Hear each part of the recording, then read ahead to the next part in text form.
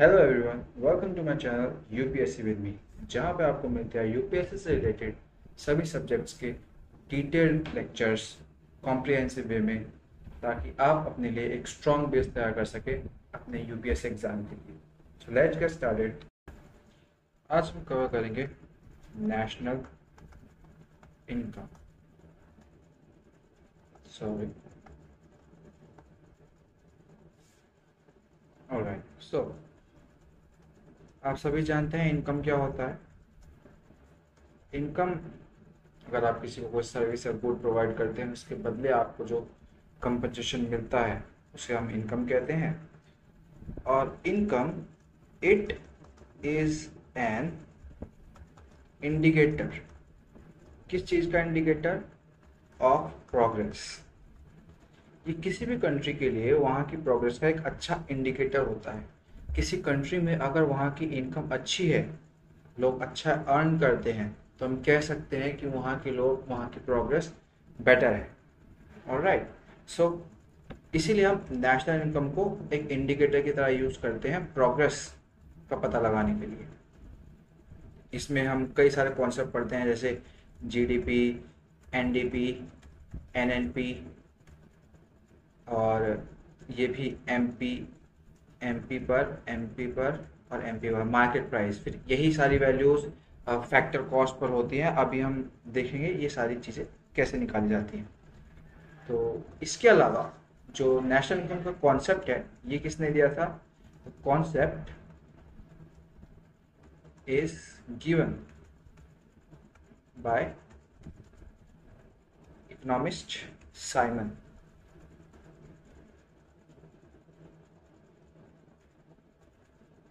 Alright. So before we dive depth into this topic, there are some things you need to learn. कुछ ज़रूरी बातें हैं जो आपको जाननी ज़रूरी है। उसमें से पहली चीज़ है रेजिडेंट वर्सेस सिटीजन। किसी भी कंट्री का रेजिडेंट कौन होता है और सिटीजन कौन होता है? वेल, सिटीजन, इसके बारे में हम पॉलिटी की सीरीज में डिस्कस करेंगे। पॉलिटी में एक चैप्टर है पूरा सिटीजनशिप को लेकर, पर यहाँ मैं आपको एक ओवरव्यू दे देता हूँ। Citizen is a legal concept, it is a legal concept, जबकि resident is an economic concept. ये 11th क्लास की इकोनॉमिक्स की बुक में आपको मिल जाएगा और 12th क्लास की बुक में। ऑलराइट। आप किसी कंट्री के सिटीजन हो सकते हैं बाय बर्थ, बाय डिसेंट और bye naturalisation.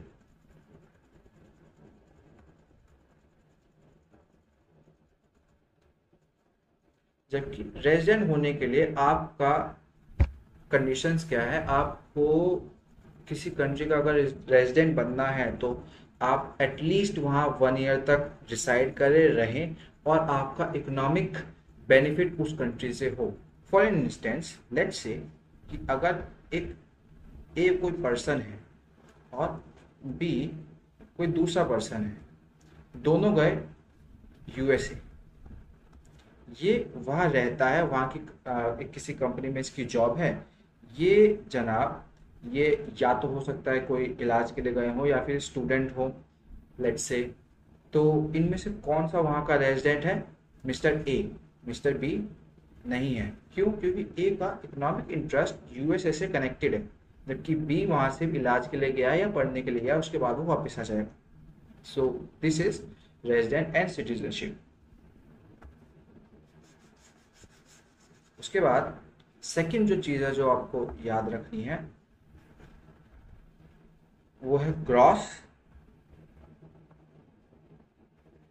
Versus net. Gross versus net क्या है? लेट्स से कि 2011 में या फिर 2021 हमने प्रोडक्शन की, और जस्ट फॉर एन इंस्टेंस हम मान लेते हैं कि 1 ट्रिलियन हमारी जीडीपी आई।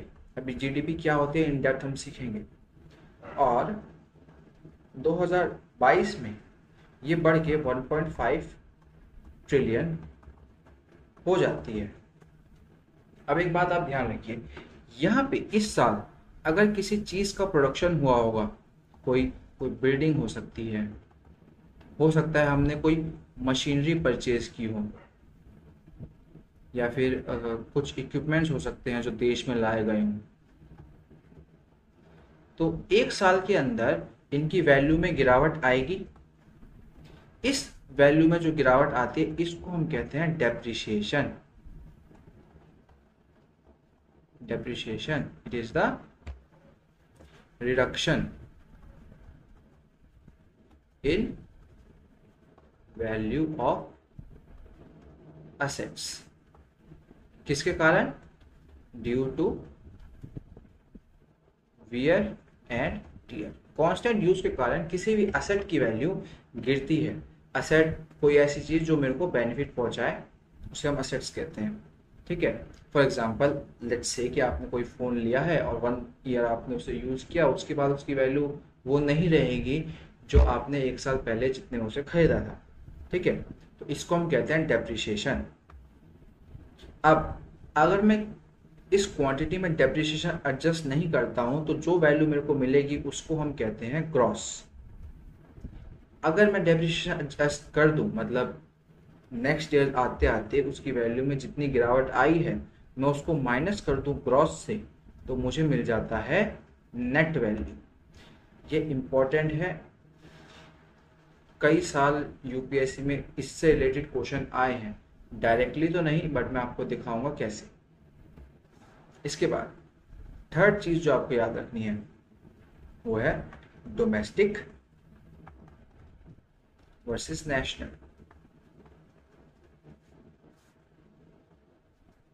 हम यह बात कर रहे हैं नेशनल इनकम की। मैंने आपको रेजिडेंट और सिटीजन क्यों पढ़ाया? लेट्स से कि हमारी कोई इकोनॉमिक बाउंड्री है, ये हमारा प्यारा सा देश है, माफ कीजिएगा मेरी ड्राइंग को लेकर, बट लेट्स से कि यहाँ जो हमारे लोग हैं वो रह रहे हैं, ठीक है, और यहाँ कोई और देश है, इसमें भी हमारे लोग कुछ रहते हैं, ठीक है, माइग्रेट करके गए हैं या फिर वर्किंग वीज़ा पे, जैसे भी आप समझना चाहें। अब जब मैं नेशनल इनकम कैलकुलेट करूं और सिर्फ इनकी इनकम को कैलकुलेट करूं जो मेरे को बाहर से नहीं आई है, लेट्स से इंपोर्ट एक्सपोर्ट होता है, इंपोर्ट एक्सपोर्ट,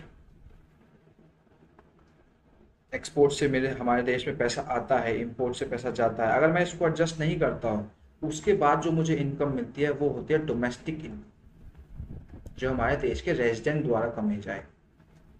और अगर इस डोमेस्टिक इनकम में मैं प्लस कर दूं वो पैसा जो हमारे देश ने बाहर किसी देश से कमाया है, इसको हम बोलते हैं income, sorry, net income from abroad, और रेस्ट ऑफ द वर्ल्ड भी यूज करते हैं।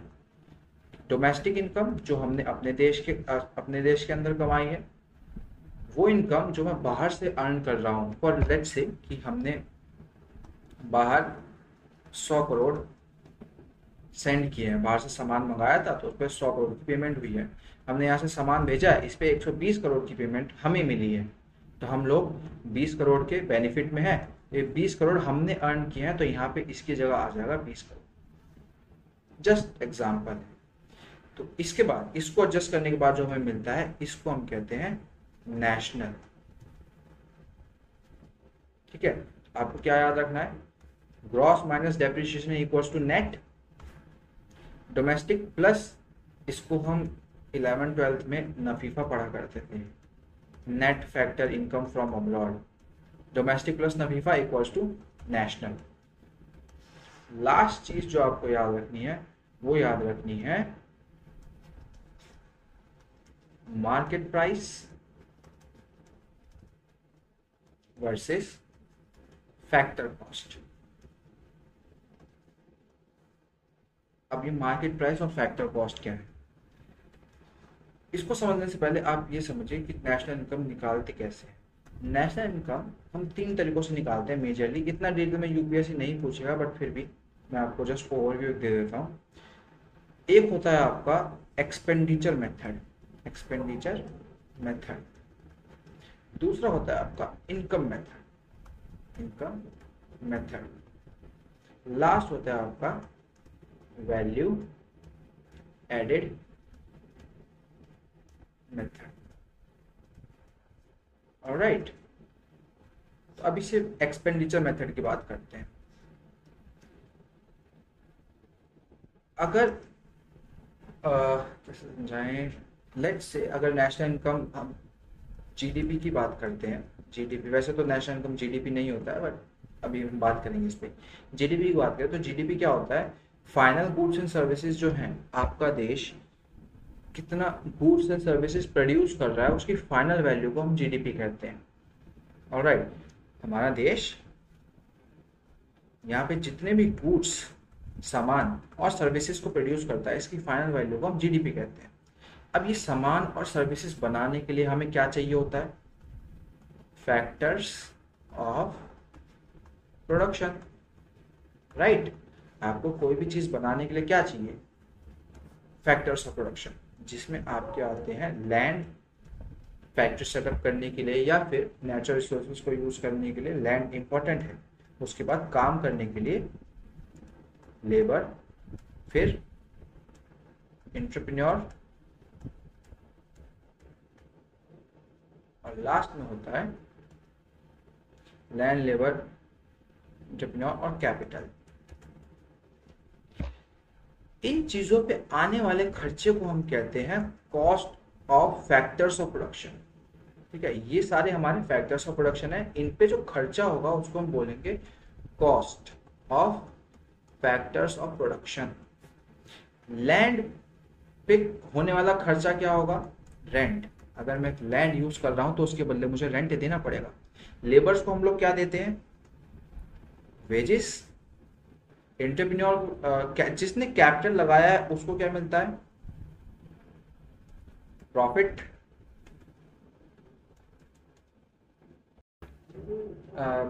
सॉरी, कैपिटल जिसने लगाया है उसको मिलता है इंटरेस्ट, और एंटरप्रेन्योर को मिलता है प्रॉफिट, रेंट। ठीक है, तो ये सारे हमारे क्या है, cost of factors of production. अच्छा, अब अगर मार्केट में कोई गुड्स बना, लेट्स से कोई गुड है और इसको मार्केट में बेचना है, तो इस पे आने वाले सभी खर्चों को एडजस्ट करना चाहिए। मतलब लेट्स से कि मैंने अब इसको बनाने के लिए ज़मीन लगी होगी जिस पे इसका प्रोडक्शन किया होगा, तो उस पे रेंट गया होगा, तो इसमें रेंट का कुछ पार्ट होगा। इसको जिसने बनाया है उसको वेज दिया होगा हमने, उसको सैलरी दी होगी, तो वेजेस का कुछ पार्ट होगा। इस पे होने वाले प्रॉफिट को भी इस पे, अब जिस फैक्ट्री में बना है उसका जो एंटरप्रेन्योर होगा वो इस पे लगने वाले प्रॉफिट भी लेके जाएगा। ठीक है, और जिसने कैपिटल लगाया उसको इसी जो इस पे जो कॉस्ट है उसी में इसका इंटरेस्ट भी एडजस्ट होगा, है ना। तो लेट्स से कि रेंट 100 रुपये गया, वेजेस 100 रुपये गया, प्रॉफिट 100 रुपये गया और इंटरेस्ट 100 रुपये गया, तो इसकी वैल्यू 400। ठीक है, ये जो वैल्यू आपने फाइंड की है इसको हम बोलते हैं फैक्टर कॉस्ट। हम नेशनल इनकम को फैक्टर कॉस्ट पे भी फाइंड करते हैं, इसके अलावा मार्केट प्राइस की बात करते हैं। अब जब मार्केट में आप सामान बेचने जाओगे, खरीदने वाले को क्या वो 400 रुपये का ही मिलेगा, नहीं। खरीदने वाले को 400 रुपये प्लस टैक्स पे करना पड़ेगा। तो जब आप फैक्टर कॉस्ट में प्लस कर देते हैं नेट इनडायरेक्ट टैक्स, इसको आप कहते हैं मार्केट प्राइस। वो प्राइस जिस पे सामान सच में मार्केट में बिकेगा। ऑलराइट, और ये नेट इनडायरेक्ट टैक्स कैसे निकलता है, नेट मतलब ऑब्वियसली कुछ एडजस्ट किया होगा, कुछ नहीं है। आप इनडायरेक्ट टैक्स लेंगे, इनडायरेक्ट टैक्स, और उसमें से माइनस कर देंगे सब्सिडीज। अभी इनडायरेक्ट टैक्स के क्या क्या पार्ट होते हैं इस इकोनॉमिक सीरीज में हम आगे सीखेंगे। तो इनडायरेक्ट टैक्स माइनस सब्सिडीज मिलके बन जाता है net indirect tax. Factor cost में आप नेट इनडायरेक्ट टैक्स प्लस कर दीजिए तो आ जाता है मार्केट प्राइस। आपको यही तीन बातें याद रखनी है नेशनल इनकम के दौरान, factor cost plus market price equal to, sorry, factor cost plus NIT equal to market price.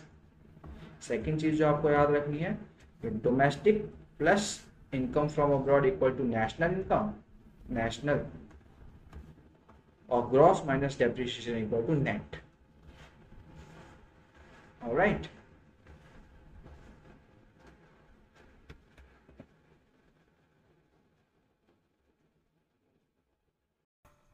सो जो कुछ बेसिक बातें थी वो मैंने आपको बता दी। चलते अपने नोट्स की तरफ।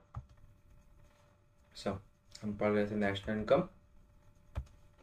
वेल, ये तो मैं आपको बताया चुका, national income it is an indicator of progress.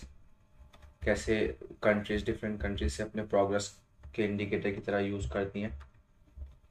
इसके अलावा method tries to calculate a country's income at domestic level in gross and net forms. कोई भी कंट्री है वो अपने देश की जीडीपी, अपने देश की इनकम कई तरीकों से निकालती है। डोमेस्टिक लेवल पे यानी with in the country, national level पे जिसमें आपका net factor income from abroad adjust होता है, और ग्रॉस और नेट फॉर्म्स में जैसे कि मैंने आपको बताया था डेप्रिसिएशन एडजस्ट करके। ठीक है, इसके बाद ये नेशनल इनकम में ये आप कॉन्सेप्ट है जो अभी हम पढ़ेंगे, जीडीपी, एनडीपी, जीएनपी और एनएनपी। फिर इन्हीं को आप मार्केट प्राइस और फैक्टर कॉस्ट पे निकाल दो, जैसे कि मैंने अभी थोड़ी देर पहले आपको समझाया। और ये मैं आपको बता चुका हूँ, the concept is given by Simon Kuznets. Potential GDP, ये आपको बुक में एक छोटा सा टॉपिक मिल जाएगा। इसका मतलब है high level of output that can be sustain over an long term, over the long term. कोई कंट्री है जितना वो आउटपुट दे रही है, जितने उसमें गुड्स एंड सर्विस प्रोड्यूस हो रहे हैं, कितने टाइम तक वो उतने ही लेवल का आउटपुट दे सकती है, इसको हम कहते हैं पोटेंशियल जीडीपी। कितने टाइम तक वो उसे सस्टेन रख सकती है। ऑलराइट, चलो अब बात करते हैं हमारे important topic, gross domestic product. ये क्या होता है? It is the value of final goods and services produced within the boundary of a natural during 1 year period. Let's just draw a small map of a country. ये कोई country है। अब इस country के अंदर पूरे साल में विद इन अ ईयर जितने गुड्स एंड सर्विसेज प्रोड्यूस किए जाते हैं, बनाए जाते हैं, उसकी फाइनल वैल्यू को हम क्या कहते हैं? Gross domestic product.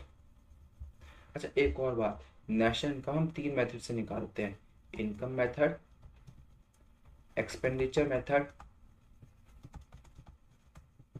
और लास्ट में आता है आपका वैल्यू एडेड मेथड।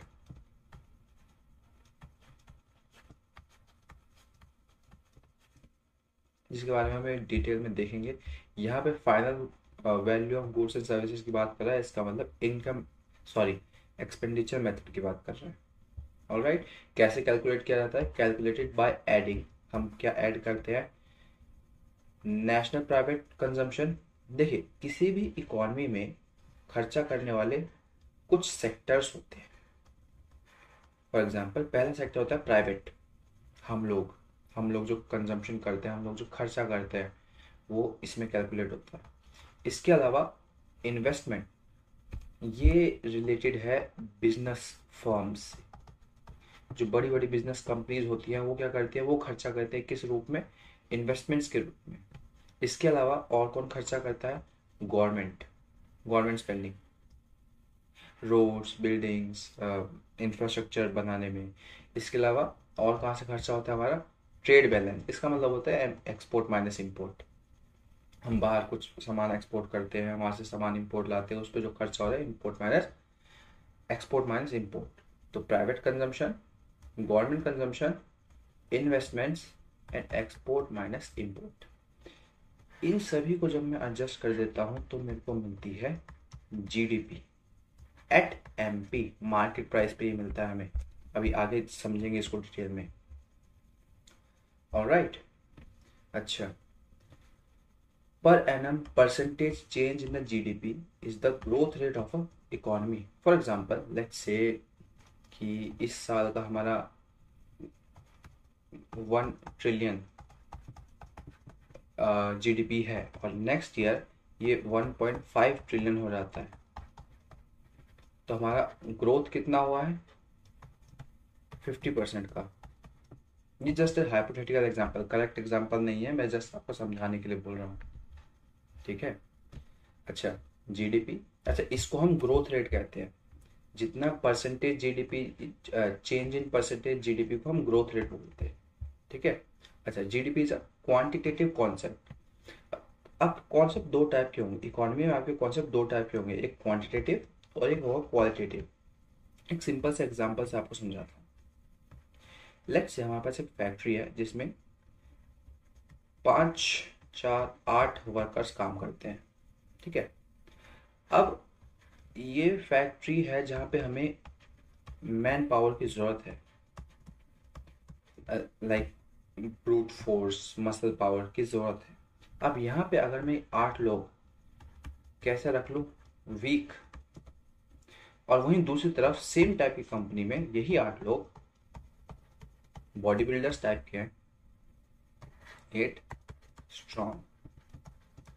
तो अब क्वांटिटी में दोनों में ही 8 लोग हैं, बट अगर क्वालिटी की बात करूं तो इसके पास क्वालिटी अच्छी है, इसके पास वर्कर ज़्यादा रिलायबल है। तो जीडीपी का कॉन्सेप्ट इसी तरह क्वांटिटेटिव कॉन्सेप्ट होता है। ये हमें ये नहीं बताता कि हमारे यहाँ का डेवलपमेंट कैसा है। Development contain growth plus social wellbeing. Alright, so I hope you are getting my point. अगली बात करते हैं एनडीपी की। अच्छा, अभी मैं एमपी और एफसी आपको एडजस्ट करके नहीं बता रहा हूँ, इसके बारे में डिस्कस बाद में करेंगे। एनडीपी क्या होता है? जैसे, अच्छा अब यहाँ पे ध्यान से सुनिए, मैंने आपको बताया था कि gross equals to net plus depreciation होता है, या फिर इसको ऐसे भी लिख सकते हैं, gross minus depreciation equals to net. तो यहाँ देखिए, यहाँ क्या था, हमने जीडीपी निकालना सीखा, gross domestic product, product domestic unchange. हमें क्या करना है? ग्रॉस को चेंज करना है किसमें? नेट में। तो हम क्या कर देंगे, ग्रॉस डोमेस्टिक प्रोडक्ट से, अच्छा ग्रॉस से नेट में जाने के लिए हम क्या करते हैं? डेप्रिसिएशन माइनस करते हैं। तो अगर मैं अपनी जीडीपी में से डेप्रिसिएशन को एडजस्ट कर देता हूँ तो मेरे को मिलता है एनडीपी, और यही अगर मैं फैक्टर कॉस्ट पे निकालूं तो मिल जाता है एनडीपी एफसी, और यही चीज़ अगर मैं मार्केट प्राइस पे निकालूं तो मिल जाता है एनडीपी एमपी। ऑलराइट, सो अब डेफिनेशन देख लेते हैं। It is calculated after adjusting depreciation, as I said, sorry यहाँ पे ये डी है, NDP equal to GDP minus depreciation. अच्छा, अब ऑब्वियस सी बात है, अगर जीडीपी में से मैं डेप्रिसिएशन माइनस कर रहा हूँ तब जाके मेरे को एनडीपी मिल रहा है, तो ये वैल्यू ऑब्वियसली बड़ी होगी। तो यहाँ पे वही बात लिखी है, आपकी बुक में भी लिखी होगी, एनडीपी हमेशा छोटा होता है जीडीपी से, always for the same year. किसी एक गिवन ईयर में उसी साल का एनडीपी उसी साल के जीडीपी से हमेशा छोटा होगा। It is not use for comparing economies of the world. अच्छा, आपके वर्ल्ड में कई कंट्रीज हैं, इस लाइन का मतलब समझते हैं। हम जीडीपी को यूज करते हैं सभी की इकोनॉमीज को कंपेयर करने के लिए। फॉर एग्जांपल, अगर इंडिया है और यहाँ पे यूएसए है, चाइना है, अगर मेरे को इन सभी की इकोनॉमीज को कंपेयर करना, अपनी इकोनॉमी को इनसे कंपेयर करना है, तो मैं जीडीपी का कॉन्सेप्ट अप्लाई कर सकता हूँ, बट मैं एनडीपी का कॉन्सेप्ट अप्लाई नहीं कर सकता। समझाता हूँ क्यों। लेट्स से कि हमारा ग्रॉस डोमेस्टिक प्रोडक्ट आता है 10 ट्रिलियन, हाइपोथेटिकल एग्जांपल, और यूएसए का भी जस्ट समझने के लिए हम मान लेते हैं 10 ट्रिलियन ही है जीडीपी।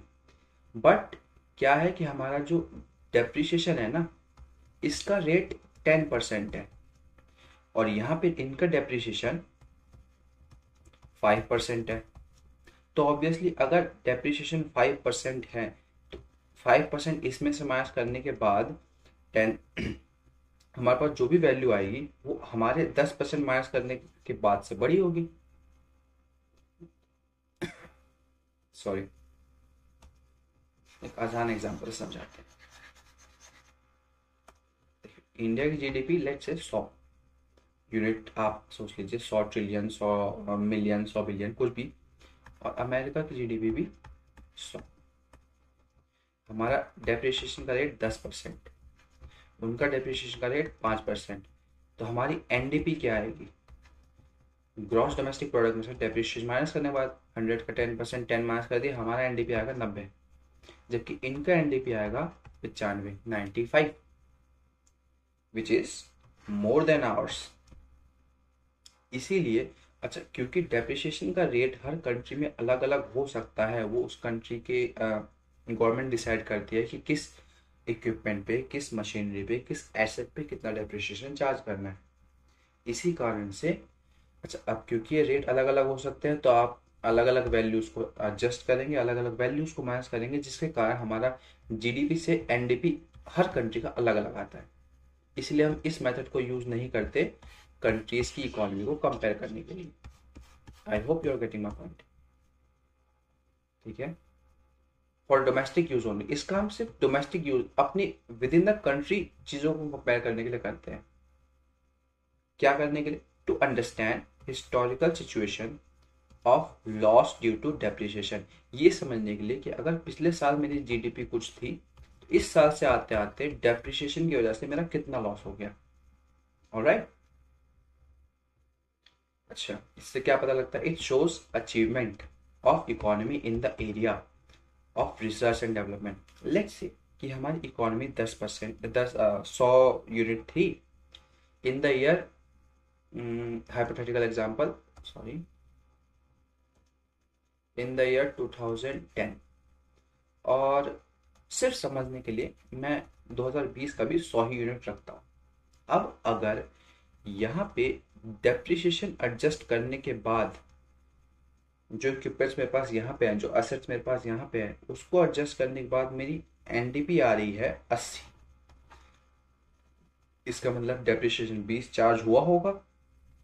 और यहीं अगर सेम सिचुएशन में यहाँ पे डेप्रिसिएशन हो गया है 10, तो इसका मतलब मैंने अपने असेट्स को ठीक से चलाने का तरीका ढूंढ लिया है।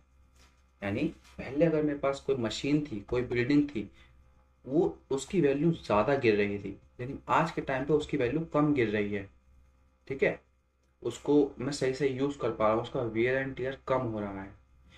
तो इस ये चीज़ हमें क्या दिखाती है? कि हमारी टेक्नोलॉजी बेटर हो रही है, हमारा रिसर्च एंड डेवलपमेंट बेटर हो रहा है।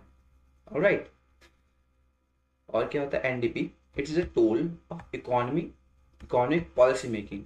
ऑब्वियसली हमें ये इकोनॉमिक पॉलिसी मेकिंग में हेल्प करेगा। ठीक है, अच्छा, आज का ये लास्ट टॉपिक, इसके बाद हम नेक्स्ट क्लास में करेंगे। अगला आता है ग्रॉस नेशनल प्रोडक्ट। अब अगेन बेसिक्स पे वापस आते हैं। मैंने आपको क्या सिखाया था कि आप अगर डोमेस्टिक हैं, डोमेस्टिक यानी with in the country, with in the domestic boundary of a country, अगर ये मेरी कंट्री है तो इसे भी इसके अंदर।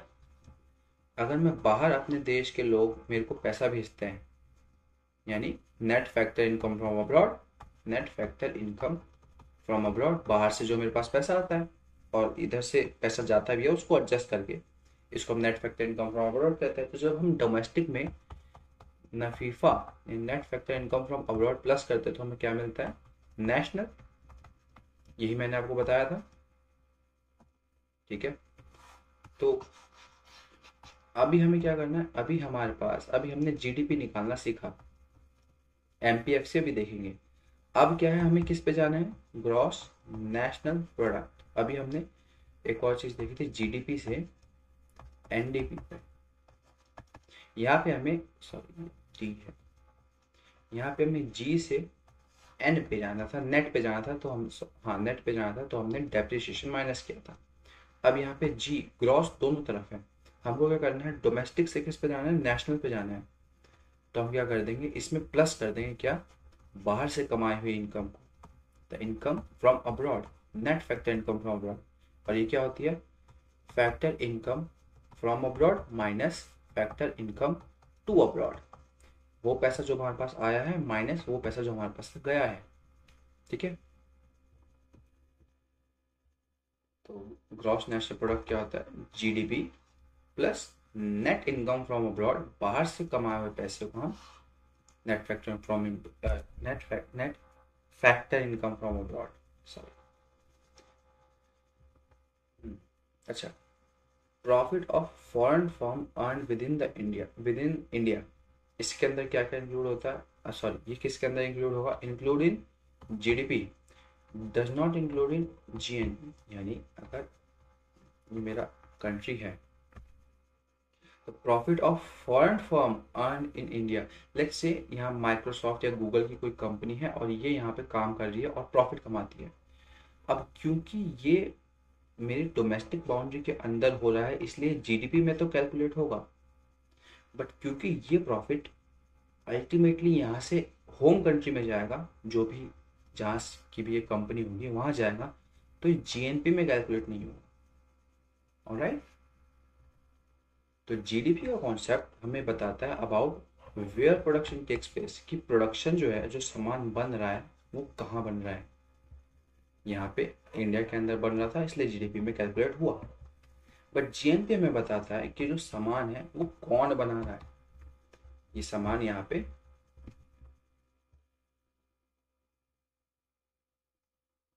आ गया, हाँ, सामान यहाँ पे कोई फॉरेन कंपनी बना रही थी, अल्टीमेटली ये पैसा वो बाहर ही भेजेगी, इसलिए ये बाहर के जीएनपी, सॉरी बाहर की जीडीपी में कैलकुलेट होगा, हमारी में नहीं।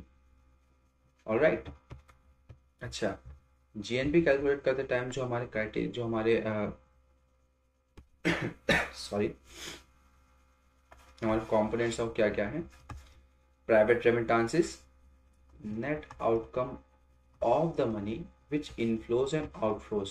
अगेन सिंपल सा कॉन्सेप्ट, ये हमारी कंट्री है, यहाँ पे जो पैसे आ रहे हैं और जो हम लोग पैसे भेज रहे हैं, तो हम लोग नहीं, बाहर की कोई फॉरेन कंपनी हो सकती है, उसके जो एम्प्लॉयज़ होंगे फॉरेनर्स, वो अपनी कंट्री में पैसे वापस भेजेंगे, उसको हम रेमिटेंसेस बोलते हैं।